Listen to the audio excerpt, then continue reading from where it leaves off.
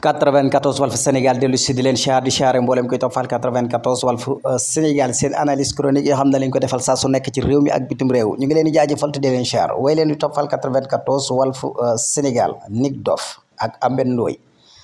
waaw xam nga Ameth Ndoye mii nag moom vraiment xamoon na ni moos lii ko dal tey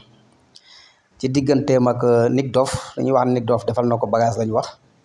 voilà defal na ko bagage wala defalu ko bagage moom mii di Ameth Ndoye bu fekkee ab journaliste la daa war a yem ci cadre journaliste bu fekkee daa doon ab chroniqueur tamit daa war a yem ci cadre chroniqueur maanaam nit bu ne la yow la di la jaay rek nga yaakaar ne yow yaa fi gis nga yow xoolal bu baax a baax a baax a baax ci ay site internet nga nekk voilà saa su nekk saa soo dugalee vidéo nit ñi dañ koy gis maanaam booy wax da ngay wax sa diggante ak yàlla ak sa trahi bàmmeel bool wax ngir bañ nit ki ndax boo bañee nit ki am na ku ko bëgg heure boo taxawee bañ nit ki rek ba tax ngay wax loo xam ne naka su dul noonu la am na ñoo xam ne bëgg na nit kooku noonu ba mu jaral leen naka su dul noonu tey jii bu fekkee dañoo dem ban ni tey kon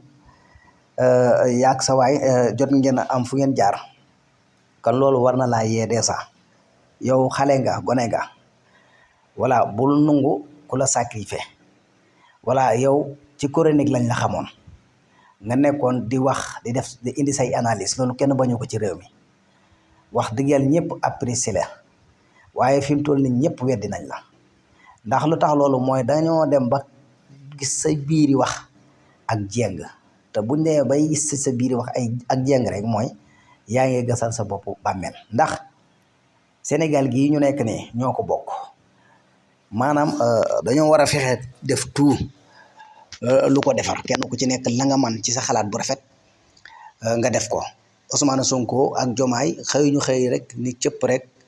ñu jox leen réew mi dañoo am fun jaar fayit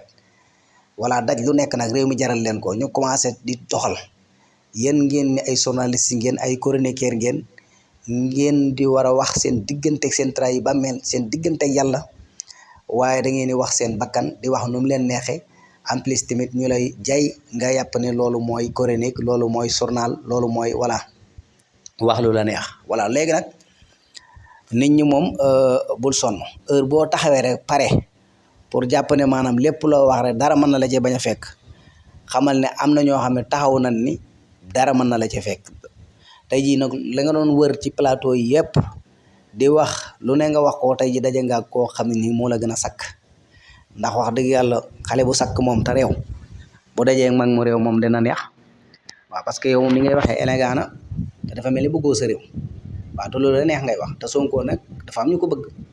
voilà loolu bàyyi ci xel bu baax a baax bu ëllëgee nag yamal fi nga war a yem bu fekkee ab journaliste nga doxal yem ci journaliste bu fekkee chroniqueur nga doxal yem ci chroniqueur te bàyyi li ngay